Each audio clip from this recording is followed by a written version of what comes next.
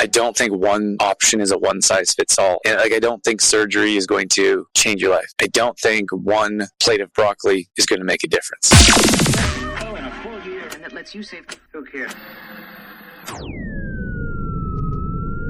Welcome to a brand new edition of Ageless Energy, where we talk about how to burn fat, increase energy, and balance hormones for women over 40. Over the past 20 years as a performance coach, I've worked with hundreds of women that have the exact same struggles you do. I hope to shine some light with this podcast on what can be the most challenging time of your life and let you know there is hope to find success with your health and what you're looking for. Please share and enjoy.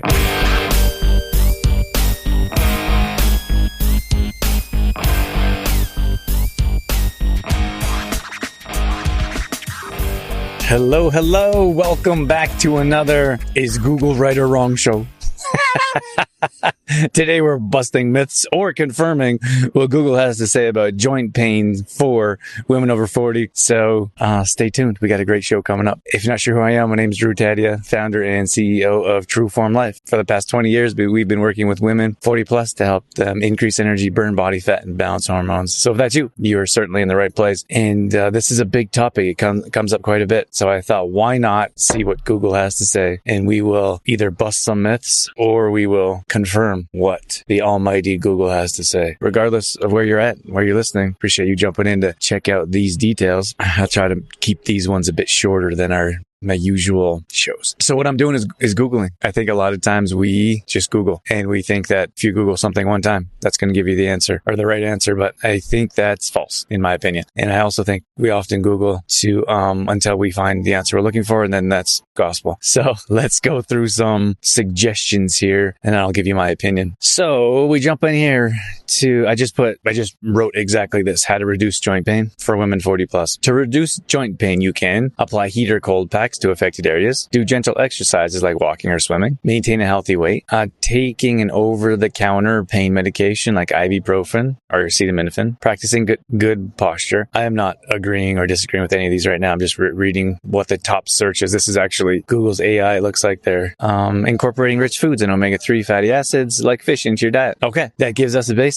Generalization, which is good. We have a generalization. We have something to work through. Let's see what else we have here. Okay. Is this from the Cleveland Clinic? clevelandclinic.org. Joint pain treatments includes simple at-home recipes. Your healthcare provider may be able to recommend applying a heat pad or ice onto the affected area for short periods several times a day. Okay. Well, let's jump into this one because it looks like it's come up a few times. I think hot cold therapy is fantastic. I'm not sure it's going to get to the root of the issue. This right here is more of a treatment than a prevention, which is fine. So just to be clear, this is a treatment here that's talking about hot cold therapy, which has been used for a long time. So what we're trying to do is flush out joint pain in particular is more difficult than like pain in your muscles, for example. I'll give you an example. Like when you're going to a workout, you build up lactic acid and that's what causes you to be sore the next day. So that needs to be flushed out. So there's a number of different ways to do that, from light cardio. That could be light cardio could be walking, jogging. It could be on a treadmill, elliptical, recumbent bike, etc. That's a good way to flush out lactic acid. So this one here, it's a bit more challenging to flush out lactic acid, but still we want blood to go to the area and then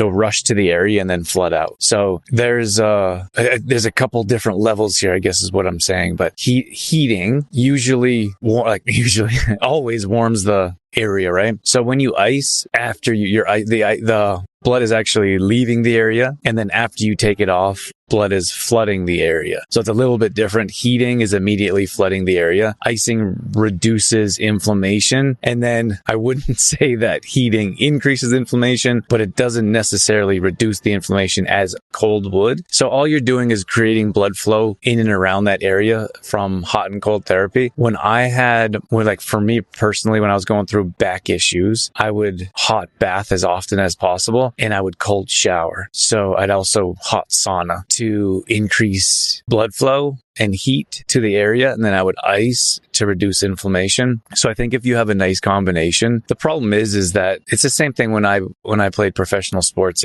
I would sit in our hotel rooms. We basically lived in hotel rooms traveling on the road, and I would sit with ice packs on my hamstrings and quads. That was just a regular thing. I did that more for prevention, but definitely if you have injuries, you have to do that. But this is kind of similar. The problem is that I don't really see too many people sitting there with ice packs on their knees. You know what I mean? Like, so not only does the information or advice have to be useful, it has to be functional. And maybe I'm wrong. I just have a hard time believing a lot of people are going to sit there with ice pads on their joints, wherever that may be. But it's definitely worth experimenting and worth trying and worth adding into your regular healing regimen. So like I said, the easiest thing for me to relate to is my own personal experience. And I spent a lot of time in recovery. And for you to get better with whatever that is that you're dealing with, it could be knee pain, hip pain, lower back pain. These are the main areas that we see women 40 plus come to us about. It's really what you're willing to sacrifice in time to make that happen. Okay, here's another one from MSD Manuals. Don't know why they pop up, but why does my full body have joint pain?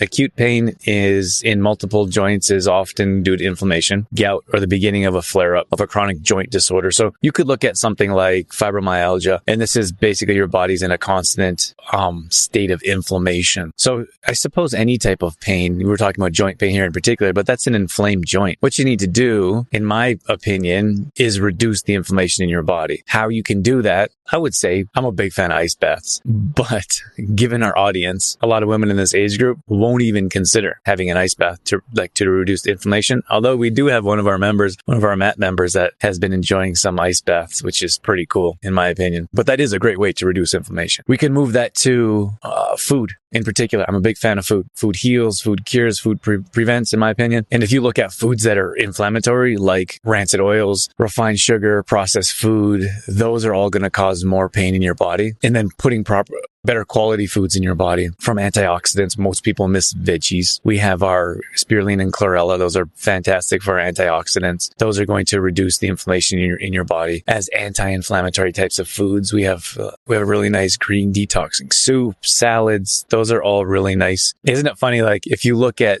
an overgeneralization of people that just have steak and let's say steak and potatoes as an overgeneralization, I would say that would be more inflammatory than anti-inflammatory. So if you want to make changes, looking at your diet particularly is a really good start. How to decrease joint pain naturally. Okay, move your body. Number 1, apply heat, apply cold, stretch, fibrous foods, turmeric, improve your sleep habits, and get a massage. Okay, well, let's dive into these a bit. Move your body. I think that is absolutely incredible to move your body. A lot of times when we're in pain, we want to move less. And I'll tell you firsthand, when I went through extreme back pain, I didn't move because I didn't know if I was going to make it worse. And I was like in so much pain. I couldn't imagine any more pain. So I was like, don't move. And I'll tell you, I was in such a bad state. I couldn't get out of bed. And I had a friend bring over a walker. That's how bad I was. So I could get out of bed and walk to the bathroom. That's what I went through. And everyone went through their own. I'm certainly not a victim. I just share that with you because I have experience with chronic pain, and I was able to had zero pain, any pain most of my life as a high performing athlete, professional athlete. And then I went through a 2-year phase where I was in excruciating pain and I could hardly walk. And then I got out of that pain without medication, or I dabbled with medication, which was a terrible experience. So no medication, zero pain right now. And, so I can speak on going through that and offering suggestions on how I did that and how that's helped other of our members or our one-on-one clients make better choices and make better decisions. But one of the things is that I was feeling much better, and I kind of I don't like to say throw your back out, but I guess I kind of threw my back out again, and I was in really bad pain. And I thought I wasn't going to be able to get out of bed again. And, I knew I couldn't lay there anymore. I said, I have to get up and get moving. So I pulled myself out of bed with the walker and started moving. And then that little mini phase was very short because I moved. So I think that this number one here for a reason is you have to move your body. Otherwise that pain is just going to get worse, and you're going to be able to move less, and you're going to be in a world of hurt like I was. So I would definitely suggest moving your body, even if you have joint pain. Dana says, living in Alberta is enough of an ice bath for me. I'm sticking to anti-inflammatory. See, thanks for sharing that. That's what I'm talking about, is like a lot of times people like just immediately ice bath. It's like a hard no without even consideration. But to me, like the trade-off is so valuable. You could sit in an ice bath for 30 30 seconds to 3 minutes and you would have unlimited health benefits. But so many people are like immediate, no, not even going to consider it. And I'm okay with that. It's just a suggestion. I particularly enjoy the ice bath. I like the ice bath more for the mental challenge because it seems like it doesn't matter how many times you have an ice bath. It's still challenging to get into it. So, and then when you get out, you feel like there's no other feeling. You feel like a brand new person. It's like you're stepping into someone else's body that has zero pain and zero discomfort. But I can definitely understand most people aren't going to. Aren't going to do that. Number 3, I already talked about cold compressions. That's fine. Stretching. I think in general, like so stretching, being mobile, flexible, it's such a great idea. The more mobile you are, the less pain you'll have. That's just all there is to it. Like just think about the less you move, the shorter your muscles are, the shorter your joints are. Like they tighten up, right? So I think about the, I'm a big fan of the Wizard of Oz. I think about the Tin Man and he hasn't moved for years. And then Dorothy comes along and she puts oil on his joints and starts moving them around. And then once they start moving them around, they can move even more, right? Then of course he's walking and skipping down the yellow brick road. But like stretching on a regular basis to reduce joint pain, I think is a valid point, and I would consider that an accurate form of advice. Many people won't sit there and stretch, and they won't put in the work that it takes to have less pain. That's just the hard reality of it. We try to frame our members' minds differently. Like we think differently, we act differently, we behave differently, which is why we get different results. And again, unfortunately, the vast majority of the world, like we have so many, like instead of, and everyone's in a different position. I don't have any judgment. I'm just saying there's many different areas of healing, I suppose, and looking at your food intake and activity intake and whether you're on medication or not medication or surgery or not surgery. There's a lot of different options and avenues, but I don't think one option is a one size fits all.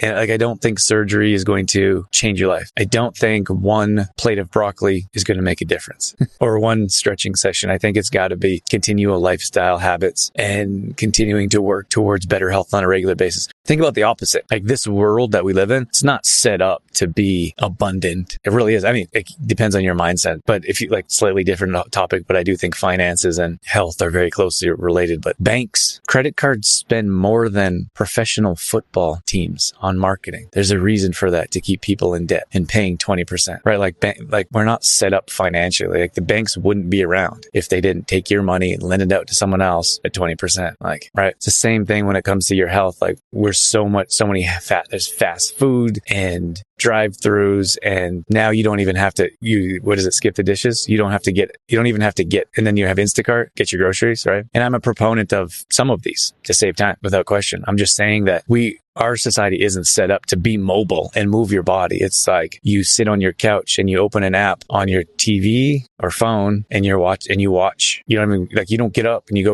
don't go to the store and rent a movie anymore. A lot of people don't get up and go to a restaurant or get their groceries. It lands at their door. Like my point is that we're not set up for success when it comes to health or finances. Like we have to work hard at it every single day. And the opposite of not working hard at continually making better choices for yourself and offering things like reducing joint pain is contributing to like moving less, I would say would contribute to joint pain. Masking with only medication, I would say would be contributing. Not to say you shouldn't take it, I'm not a doctor, it's not my role. I'm just saying that there's other options that you could consider adding to or supplementing with and improving as a whole so you can find relief. One of the things I would like to ask of you guys is that some of you know that I don't run ads on the show and don't plan on in the immediate future. So the only ask I have for you is that you help us spread the word so we can help more women burn body fat, increase energy, and balance their hormones. And the only way that we can do that is if you can rate and review this podcast. So the single thing that I could have you do or could ask of you is to leave a review. It'll take 5 minutes or one swipe of the thumb. It would mean the absolute world to me. And more importantly, you could change the world for someone else. As many of you know, there's plenty of women that struggle in this age group for balancing hormones, increasing energy, and burning body fat. So if you could help spread the word, that would make a big difference in our life and probably someone else's as well. Let's see. We got a comment here that says swimming lap. groups. We need a master's swim club in Olds.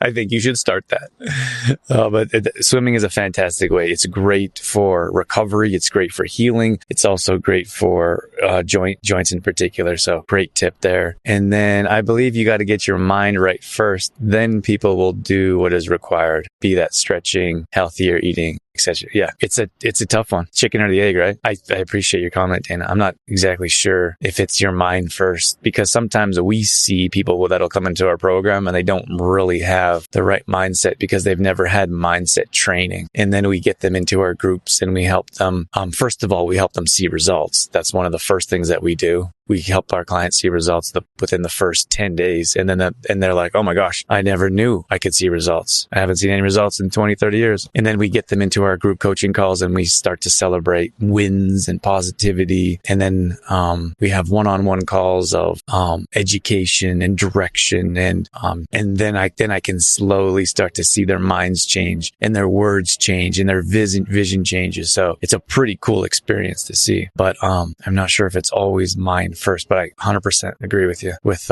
what's required from being healthier in general. Anyways, I am hanging out here much longer than I thought. Let me read one more before. This one says, which vitamins are good for joint pain? D and K, important for bone strength.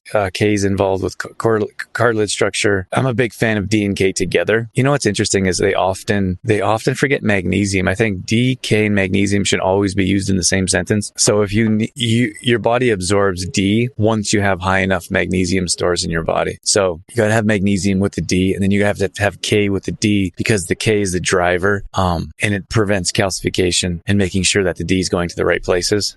So that's a very good suggestion, in my opinion, not just for bone health, but for immune system. And there's a lot of different areas here that D, K, and magnesium would be. There's another one. What vitamin am I lacking for joints? Just says D. So we're lacking some information there. And then what's the strongest natural anti-inflammatory? There's a lot here. I'm not going to get into all these. Omegas, curcumin, zinc, green tea. How do I stop all my joints from hurting? Keep moving. Ice. Use pain relievers wisely. Okay. I want to wrap things up. That's probably enough from me. Any questions at all that I can help with, feel free to ask. You can ask in the comments below or shoot over a DM. We're always happy to work with, answer questions or see if we can help in any way. Have a great day, everyone.